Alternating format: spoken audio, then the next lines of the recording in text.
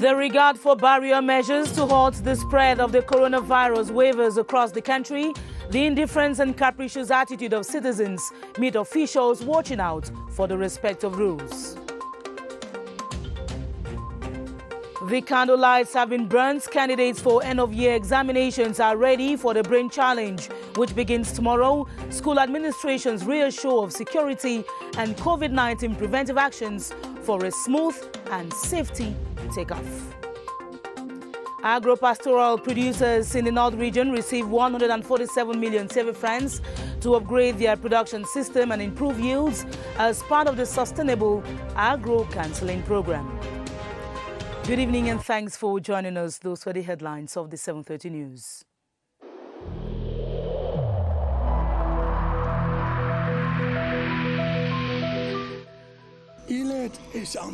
Each of us must comply with the measures that have been taken.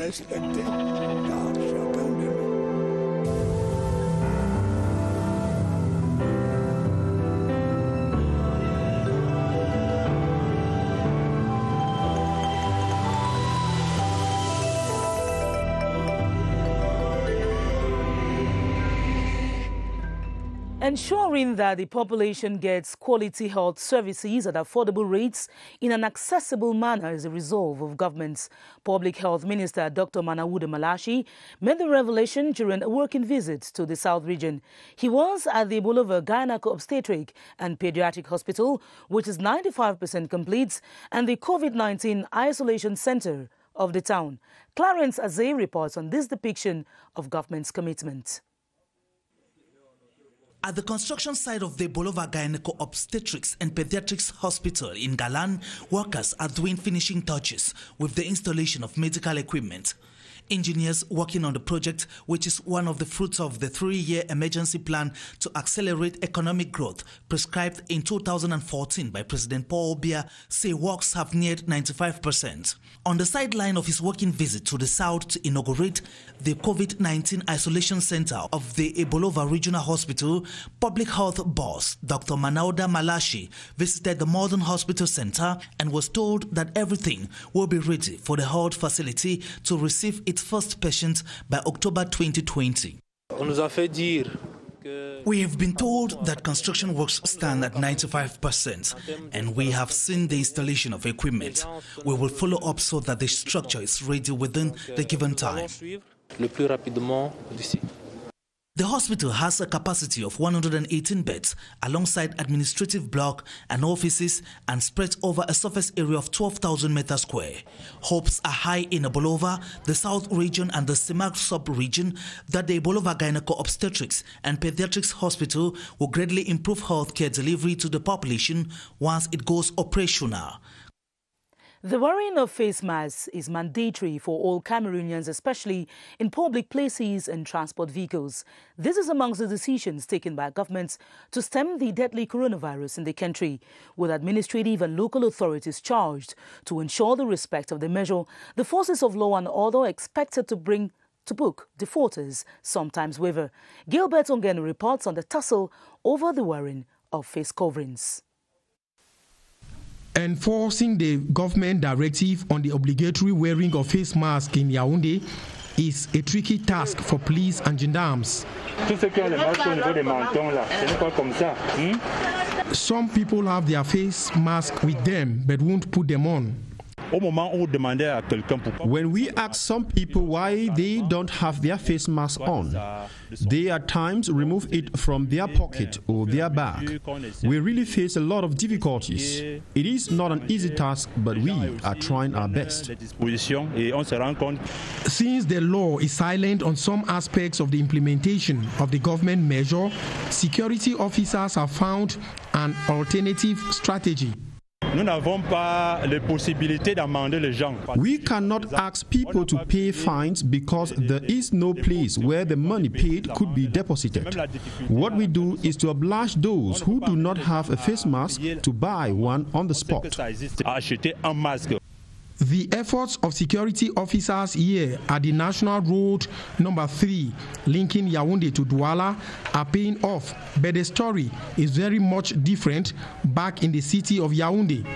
Crowded areas like this market at Bonfontaine, Emana, are full of people without face masks, making them a fertile ground for the spread of the deadly virus. Given the exponential increase in the number of COVID-19 cases at the moment, things could go off hand if nothing is done, and fast too. The reasons which accounts for the over 16,000 COVID-19 infections in the country is a disregard for physical distancing. This is coupled with the fact that the limit of at most 50 persons in social gatherings is ignored. Romeo Kenyu reports that in some business sites, operators, however, insist on the use of soap and running water or hydroalcoholic gels. Right from the entry of this store at the Nguso neighborhood in Yaoundé, the respect of COVID-19 measures are obligatory for all. At the entrance, we can observe that there is a sanitary pad and there's portable water available in order to wash our hands. We have noticed that since there has been a little reluctance by people to observe distancing measures and hygiene measures, which is not good, which is not appropriate. I think more has to be done in order to raise more awareness. Elsewhere, the circumstances are different. Very few clients who come into this other store take the pain to sanitize their hands with the hydroalcoholic solution made available.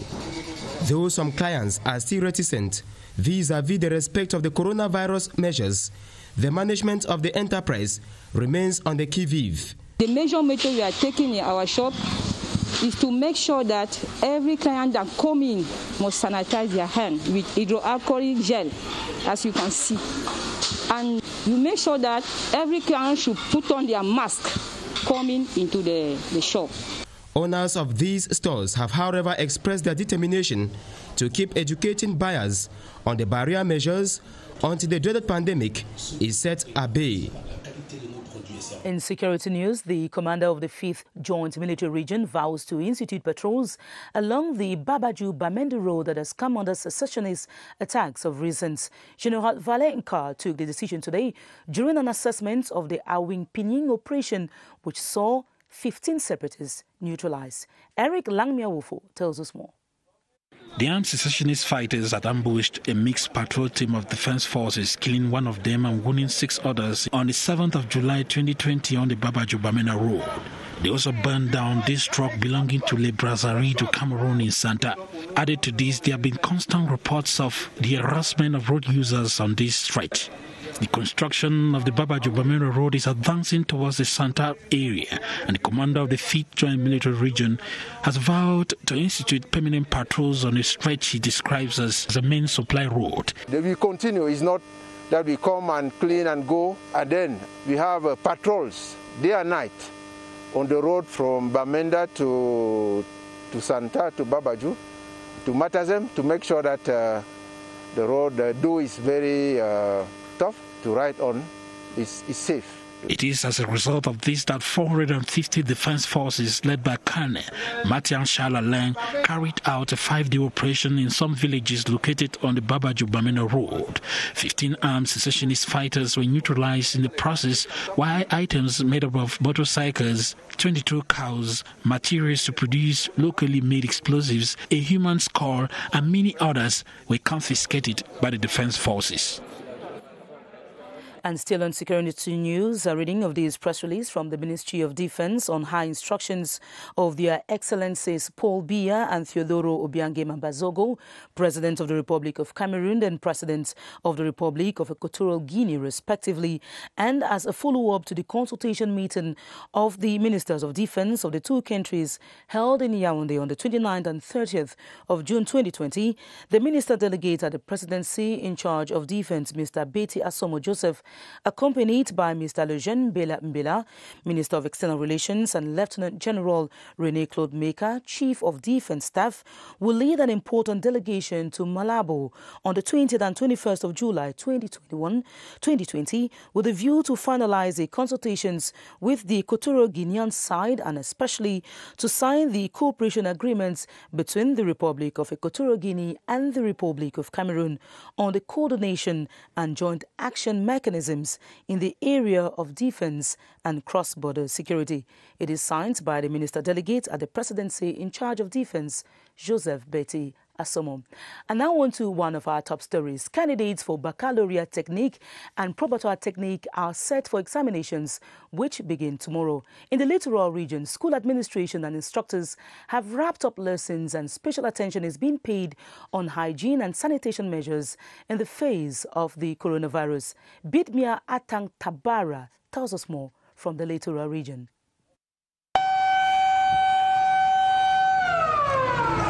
As minutes are gradually dying down to seconds, most accommodation centers are doing last-minute preparations to ensure that their students write their exams under very comfortable and conducive environment. We had a series of retreats with the chaplain. The pastor invited them class by class and prayed for them and reassured them that there should be no panic. In spite of the interruption of the academic year, all teachers made sure they followed up their timetables, completed their programs, and now they just revise. I created this section in 2010 to 2011, and from there till now, we have had very successful results. On the part of the teachers, they are working at closer range with the students to cut the T's and dot the I. The presence of the coronavirus pandemic cannot be ignored. As to this, proper measures have been put in place. All the classes now are distributed according to what government prescribed. 24 students per class, and the distancing, which is respected in class, as well as their mask, everything is going to be respected. The school authority is very optimistic, and they urge their students to be confident, courageous, and prayerful. In spite of the security concerns in the Northwest region, the education community is ready for official examinations and also to record outstanding success. Some 15,000 pupils of the basic and secondary education sectors will be writing in 126 centers, and hygiene and protective items have also been distributed to beat the coronavirus. Details in this report with Eric Langmiawofo. All the 7 divisional delegates of secondary education in the Northwest region have received anti-COVID material from Secondary Education Minister. All the schools that will be involved in all of these exams already have enough sufficient a stock of anti-COVID material. In the Northwest, over 15,000 candidates will be sitting official examinations in 126 centers. The exams are to begin this Monday with practicals for the GCE ordinary and advanced levels, the written parts of CAPIET and CAPIEM examinations, back and probatoire, as well as the technical and vocational examinations, intermediate and advanced level practicals. As you just watched the countdown to the first school living certificate examination, and the Certificat d'études primaires (CEP) is narrowing, and pupils across the national territory are doing their final preparations. At the level of secondary education, the practicals for computer science and food science begin tomorrow, Monday. Gerard Nanji-Yambe got the pulse of preparations in some homes in Yaoundé. It has been a rough ride all this while for candidates who register for official exams. The battle for life against COVID-19 this Monday, July 20th, 2020. Another battle begins. The battle for success amid the global health challenge. For the first school living certificate, we're going to write mathematics, English, general paper 1, ICT, and general paper 2, and French. Praying to God I'll succeed. By buying pens, rulers, pencil, and all the rest, and arrange my bags. Nothing is taken to chance as parents are poised in accompanying their kids in achieving this goal. We've been able to revise with them and help them to be very confident, and that the examination is like any other exam. I decided to remain at home to do my assignments, go through my lessons so that I'm adequately prepared for the exams. Given the context with which the exams are organized this year, candidates and parents alike are wary of what is expected of them. The measures by the WHO and the Cameroon government are respected with respect to COVID-19, so that the children would not be found wanting. As the candidates begin putting ink on paper this Monday, they are hoping for nothing than success.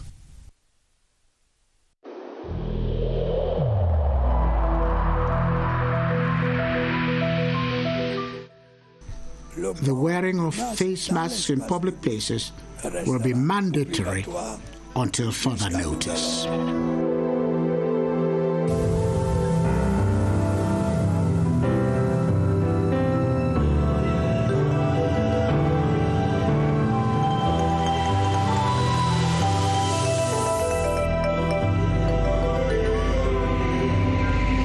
In development news, local entrepreneurs insist that the Made in Cameroon brand can have a bigger market share if the state partners with the private sector. This will improve on production, processing and marketing techniques. Although the import substitution project is hailed, experts say investments must follow. Clarice Areitakang visited a structure specialized in the sale of local products. Here's a report. The products are varied so to the raw materials used to give them their look. From vegetables, roots and tubers, to spices, fruits and grains, the Cameroonian touch is unmistakable. It is the pride of some locals who took up the challenge to market the Made in Cameroon brand against various odds. We have great stretches of land and plantations, and the product come from there, and we transform them here. The idea is to give consumers good quality products. Abundant production to guarantee the steady supply of raw materials, an upgrade in processing techniques, and a strategic marketing plan are some of the issues they say should be addressed. While there may be some complaints about the quantity and cost, they nevertheless insist that quality is ensured. It is a way for me to encourage Made in Cameroon and those who deal in it. The products are of good quality and well preserved. The import substitution project of the state has been hailed by many local entrepreneurs. They confess that they hope to see rhetoric translated into action through a strong and realistic investment program. As announced in one of our top stories, 41 agro-pastoral producer organizations in the North region have in their possession 147 million CFA francs to upgrade their production capacity. The relief is from the program for the consolidation of sustainable agro-counseling. Its coordinator, Dr. Buba Mumini, reminded the beneficiaries of their obligation to swell their harvest. Wilson Mengole tells us more from the North. The handicrafts, agriculture, trade and other domains are some of which successful ventures have been undertaken by numerous small and medium-sized enterprises, many of whom unfortunately often languish in amateurism or fall short of flourishing. SME have many constraints that limit their development. No collaboration, the lack of information, the lack of finance, the difficulty to access the market. The region's first ever consultation framework has been conceived and is being implemented by the Ministry of Small and Medium-Sized Enterprises, Social Economy and Handicrafts in concurrence with sectoral ministries through the Small and Medium-Sized Enterprises Promotion Agency to pave the way for the creation of a consortium within which benefits in diverse forms could be reaped. I specialize in transformation in the manufacture of juice from fruits. Within this platform, we have been provided with expert advice to be able to valorize our products more. This consultation framework is very necessary to help our SME to collaborate between them and with all private and public actors to share information, best practice, to try to put in place some collaborative project. The win-win link-up is thus projected to boost the economy at the individual and regional levels through greater credibility, competitiveness and productivity. At exactly 7:50, we'll talk about COVID-19 and rumor. Mental health specialists of the Public Health Emergency Operations Center advise against relying on information that is not published by the Ministry of Public Health. This, they say, can lead to cycles and practices which go contrary to the required and appropriate recommendations. Baldwin Sama, with his guest, Dr. Simon Ezeonu, talk about COVID-19 and rumor. Hello, Baldwin.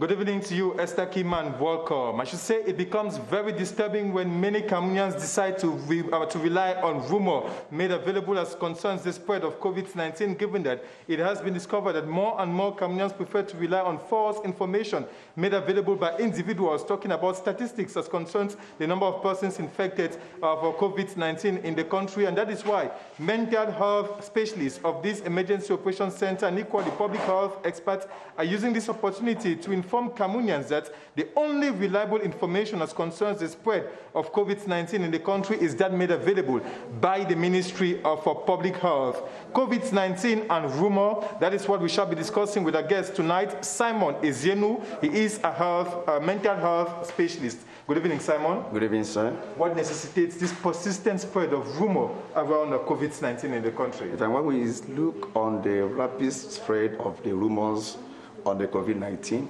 we can see there are many reasons why people spread rumors on the COVID-19. One of the reasons I can say is the fact that we discovered that many Cameroonians today have not believed the reality of the COVID-19. And some of them find it difficult to abide to the rules and regulations implemented by the Minister of Public Health. And that's why they go around against the measures that have been put in place. That's why you can see all these rumors going around. The second reason is that we also see some people, individuals, that have been targeted with fear and panic due to what they see in the media, false information and images that target them, push them to spread rapidly rumors on the COVID-19 to their beloved ones, believing that they are helping them, without knowing that they are spreading false information through the globe. So I think that the people in the nation need to be informed about the information that the Minister of Public Health has put in place. That is the only way or reliable information that we need to follow up. And finally, now that we are living with this rumor, those who are infected and those who are not yet infected, how do they cope with this persistent rumor? I think the only way for them to cope in this persistent rumor is that they should always make sure of the information they take from the media.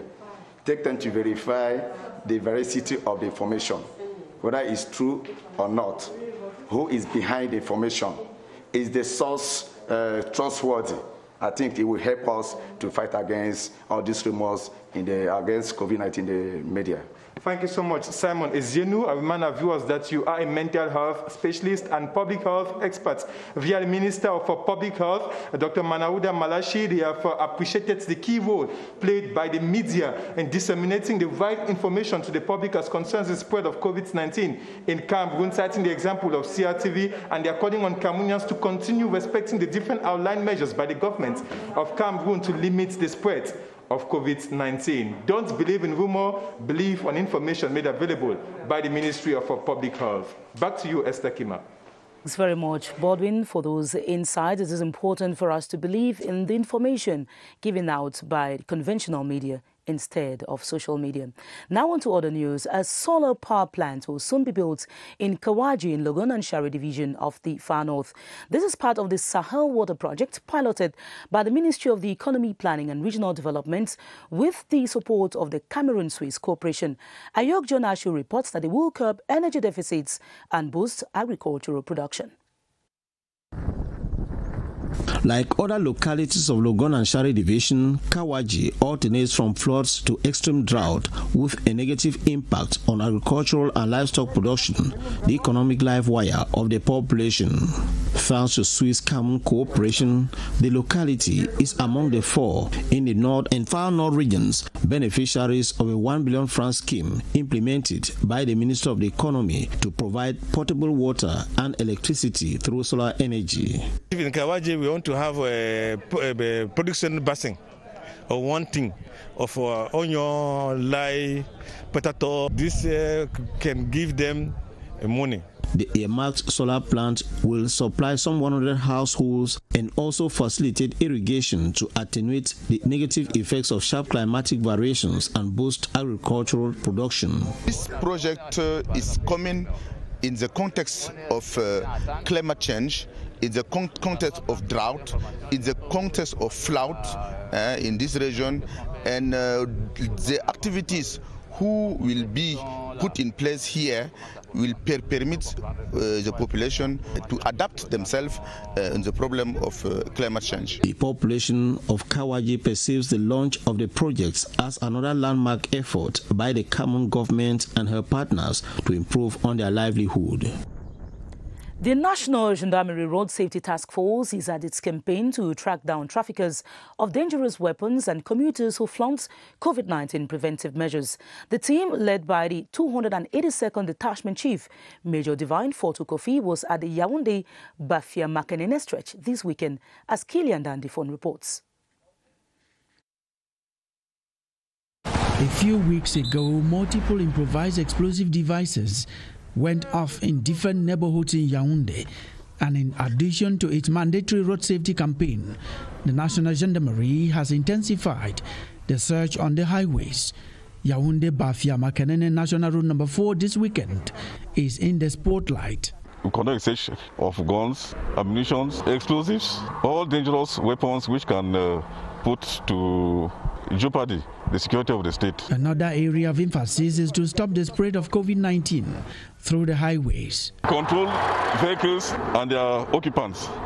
And those who are not having their mask on their faces, we try to sensitize them, because for now we'll keep on sensitizing until the hierarchy finally give instructions for us to proceed to the operation. The Road Safety Task Force is strict on the respect of the number of passengers in vehicles, wearing of face masks and hand washing at checkpoints.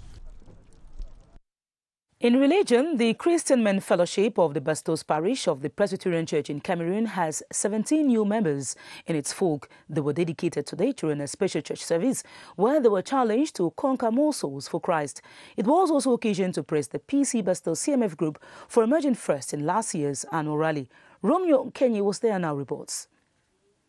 17 newly dedicated into the Christian Men Fellowship of PCC Bastos congregation.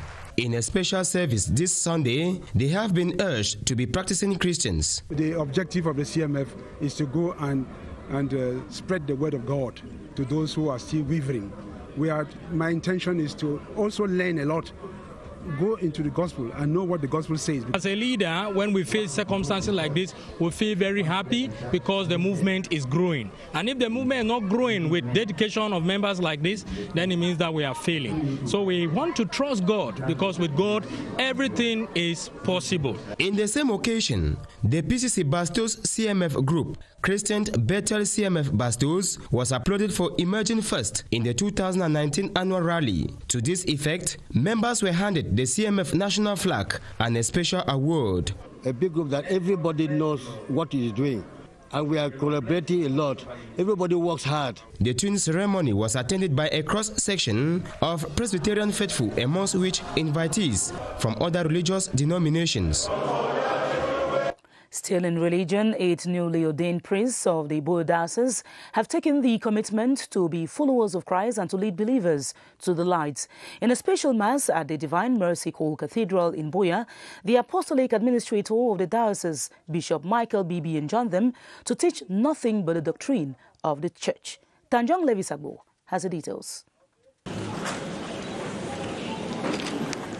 The new priests have taken a path towards chastity, poverty and obedience to preach the word of God and build the church. During the ordination ceremony at the Divine Mercy Hall Cathedral in Boya, Bishop Emeritus Emmanuel Bouchou and Bishop Michael Bibi challenged them to emulate the life of Christ as they embark on the mission of priesthood. The priest is supposed to obey the doctrine of the church and to make sure that he teaches that doctrine without talking about his own personal ideas and opinions. Every vocation is a gift from God, and so the priests say they are taking a commitment of sacrifice, faith and piety. Last 11 years, I've been looking forward to this day, and today I feel very, very proud to achieve my dreams.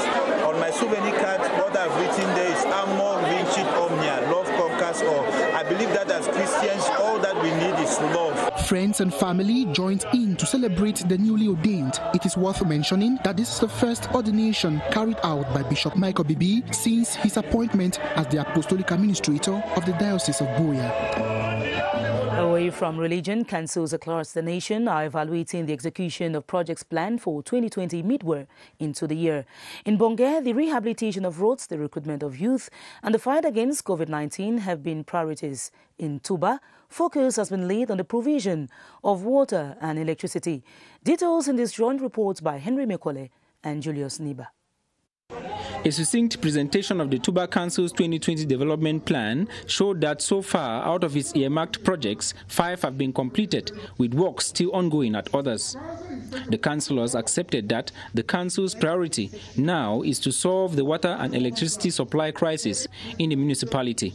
To this effect, a plan to contract a loan in view to assure the supply of water to the student population in Tuba was adopted. We need that cooperation, their participation, their taxes to also turn to clean their town, clean their markets, clean their schools, clean their hospitals, and also give them the necessary basic necessities that they deserve from the council. Reminding the councillors that Tuba counts 17 positive coronavirus cases, Mayor Tanjong employed them to continue cautioning the population to respect the preventive measures. The meeting was to evaluate what the council has done this far concerning the execution of the 2020 budget, and during the meeting it was announced that the council has done much.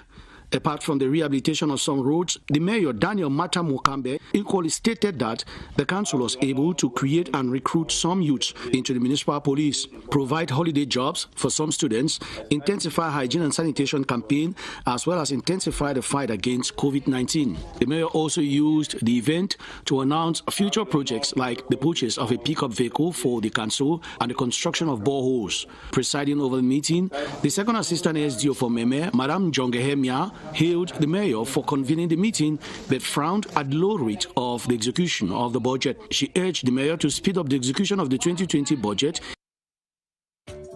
And that will be all for this edition of the 7:30 News, in which you heard that the regard for barrier measures to hold the spread of the coronavirus is wavering across the country. More news comes up at 8:30 p.m. with Atabadini Omar. I'll be back next weekend, God willing. Meantime, stay protected and have a profitable week. Good night.